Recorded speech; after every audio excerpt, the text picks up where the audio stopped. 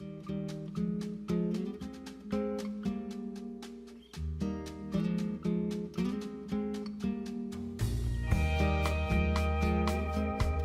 a treatment as well. We use lots of springy systems. Springy things. To de-weight the arm. So I've set this up, and I've set it up on parameters that I know are good for hands, because I didn't see it. So it's already been set up. And I've set it up on a frequency that I know is good for hands. And now he's going to get tingling. I'm going to explain it. It's going to be pins and needles. Any of you have had TENS, it feels like that. And then suddenly your muscles will start to feel like they're moving. And I can tell you that should be starting in a moment, in a second. And the tingling will start to come on. Oh, there's your wrist extension. Okay. So that's 3 seconds on and on. And then I'm going to have it on triceps. We're going to pretend because your shirt's too tight. So as it comes on, we're going to stretch your arm out and try and reach the cup. Okay? So we're going to try and go with it. And we're going to reach for your cup. And so you can just start. Now, I would also take this opportunity to go in and mobilise the hand and work on his hand. And I do an awful lot of work at the soft tissue, just as you were just being told, which would have been stretched by those lovely splints that would have been in earlier. This is we do lots of joint work. So we would do electric stimulation, we would be using other technologies, like I said, the suspension system, and also this is an incomplete, we're talking about the neurological condition. You are replicating normal movement pattern. So if you see how Sue has been guiding the arm, look, if you have to reach for a cup, what do? Shoulder goes out, ankle stretches, wrist goes back a bit, fingers go back and they turn around.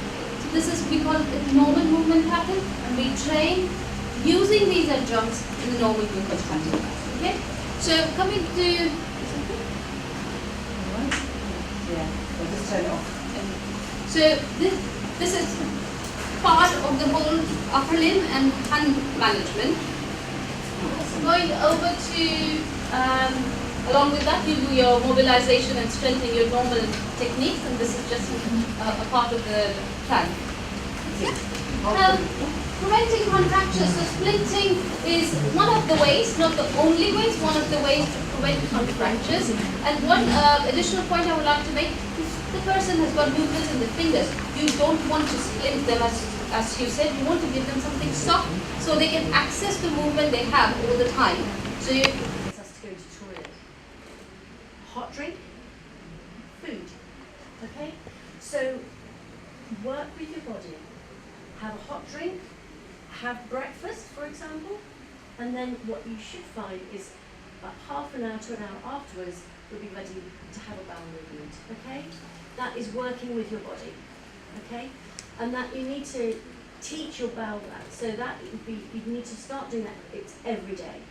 All right, every day. So then some people may move to 2 days, some people may move to 3 days. But it's usually with quadriplegics, maybe alternate days. Yes. But Exactly. this 2 days again is little more time. Yeah. Because as Fiona mentioned in the beginning, if the stool remains in the column for a little longer, reabsorption of water will be all the more there, and the stool will get very dry. And then it becomes very difficult to pass that. And when hard stool passes, it ruptures your blood vessels, which are very fine blood vessels, and then you have bleeding with that. And which can be in the long run too bad for hemorrhoids and things like that. So alternate days for quadriplegics, if they are not having a regular routine, because the movement of the food and digestion is a bit slower in case of quadriplegics. So they can be on alternate days, but for paraplegics, I would say regular routine for daily is a must. And it should not be more than 1 or 2 days. No. Some odd time, maybe you want to travel and you plan that I'll have this journey and things like that. So maybe if you cut down your food intake and things, so maybe 2 days, but try to avoid as much as possible, because that is very important. And interestingly, again, going back to the research that I did in Haiti, the people who were having fecal incontinence were not doing their bowel management. No. They were doing their bowel care every week, every 10 days, and so they were having fecal incontinence every day. So when we reminded them to go back to their daily routine, they became continent again. Okay? It's as simple as that. So it's getting the bowel into a routine. So I just wanted to show you this. This is about digital stimulation. Digital rectal stimulation is a technique used to trigger a bowel movement. By gently touching the wall of the rectum, you can relax and open the passage and trigger muscle contractions, which push stool out of the body. Digital stimulation is also known by other names, like digstim or rectal touches. If you have an injury above T12, you may start your bowel movement by inserting a suppository. You'll find it helpful to sit up. If you do your bowel care lying down, lie on your left side. Begin by washing your hands, putting on gloves, lubricating your finger. Make sure you use enough lubricant. Insert your finger gently into the rectum with your finger pointing towards your belly button. Insert only the first part of your finger, about as far as the first knuckle. Keep your finger next to the wall of your rectum and gently move it in a circular motion. The stimulation should last no longer than 10 to 20 seconds at a time. From the time you start digital stimulation, it should take no more than a few minutes for the stool to come down the rectum and get pushed out. When you use digital stimulation to complete your bowel movement, repeat every 5 to 10 minutes until you're done. At every stage of digital stimulation, it's important to use plenty of lubricant and be gentle. If you push or rotate your finger too roughly, you can irritate or tear the lining of your rectum or the anus. If your injury is T6 or higher, you need to be aware of the risk of autonomic dysreflexia. This is a sudden increase in blood pressure, and it can result from irritation during rectal stimulation. Symptoms include headache, sweating, and chills. If you have problems with discomfort or autonomic dysreflexia, you should contact your healthcare provider. So again, it's just reminding us about autonomic dysreflexia, and that's something for people at level of T6 and above. And what we can do to reduce the risk is have people use a local anaesthetic gel. All right. So if you're using a local anaesthetic gel, so you're going to take away that noxious stimulus, that pain sensation, okay? And it's treating hemorrhoids and things like that, okay? Only one thing I would mention, Mm-hmm. nail. Nails, oh yes, yes. Nail of the index finger which you would use for digital stimulation should not be there, but it should be properly cut. Yes. Because that can really create problem Absolutely. for the tissue and so lubrication and those two things. And hygiene obviously is a must. Absolutely. Manual evacuation is it's again it's washing your hands, it's checking the visual examination of the anus, and by removing the stool, it's you're using the index finger to hook your finger around the stool, but don't bring the hooked finger through the anus. Okay, so just be very gentle. And the end of defecation is when you have an empty rectum and no mucus. Now, I don't know if anyone's heard of transanal irrigation, but it's something I've just got this here. This is becoming more popular, and it's where you have it looks like a large catheter. So if you think this is like the bowel, all right, and this is what's called peristeen actually. There are different companies do this. But what happens is you've got a balloon, all right, here. Let's just take this off a minute. So you've got a balloon, you just check that it's working, but that helps to sit in. So this is the anus, all right? So lubricate the anus, pop this in here, then blow up the balloon, all right? And then this is actually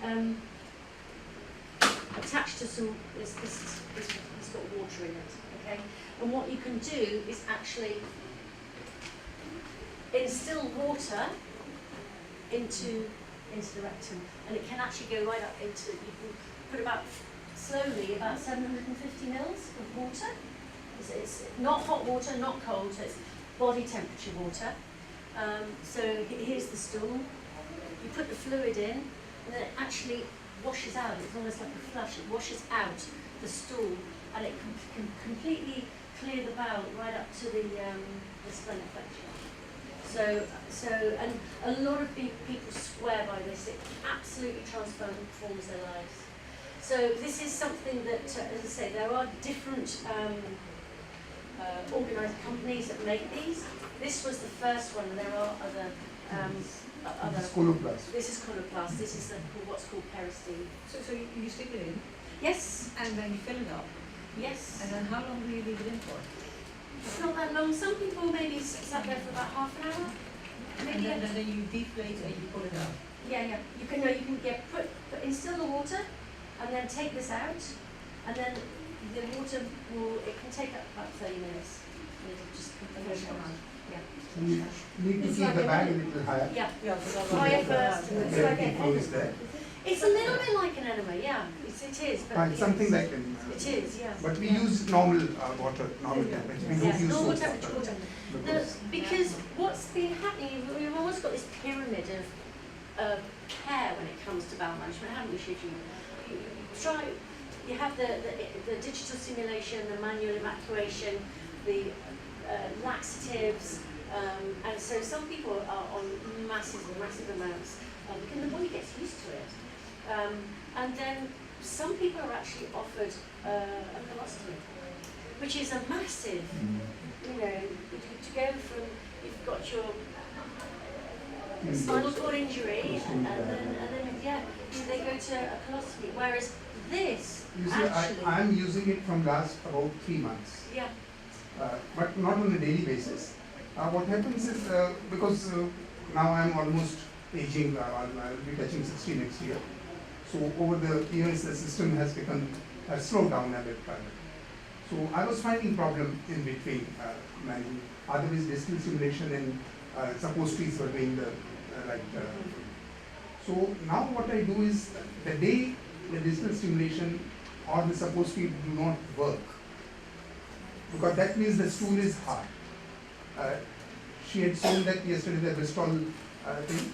So normally when there are very small pieces and very hard thing, they doesn't react to the reflex of suppositories and the distal stimulation. So on those days I use this, and within 10 minutes I'm fine. yeah.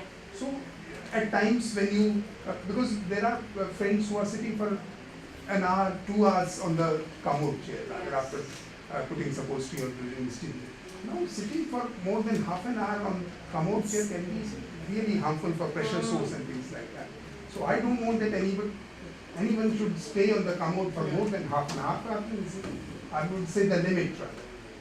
So in those days, if you find problem, it's not distal stimulation or things are not working. This is wonderful, I think. Yes, it really has changed people's Because I do not know if the regular use, how much will be advised with the things, but at least for those, but I have been using it for the last 3 months, but as I said, occasionally. Yeah. How often do you need to replace the probe? That's once only. Once in a while. Ah. Or once you... No, once you they say That it should be changed. They say, yeah, we just listen to you. You see, the new one which I saw, I'm not remembering the name of the company, it starts with D. I saw it in the Dublin. Okay. Is it okay. Cuval? Sorry? Not Cuval. No. So they have spare things with this, but they have a different thing. They have one silicone thing, which you just put, there's no bulb or anything, but it has got a, just like umbrella, if you rotate the umbrella other way around. So then you put that, and that keeps the water from coming out, because that thing is there. And they give you 5-6 pieces with that. So if you can clean it properly with betadine or with nicely, and you put it in a little sock. socks, yes, There you it can go. be reused. Converted. Because that is silicone rather.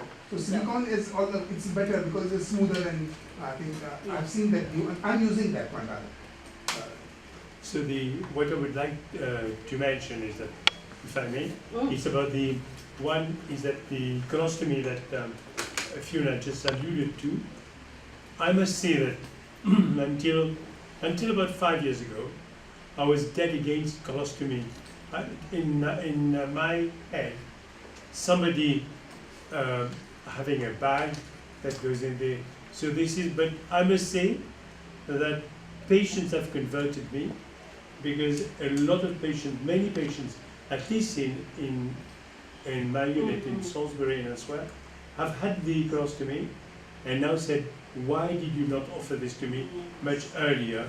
Because it has changed their life. The second thing is that there's a new technique now that we use, which is the ACE, which is the anterior grade.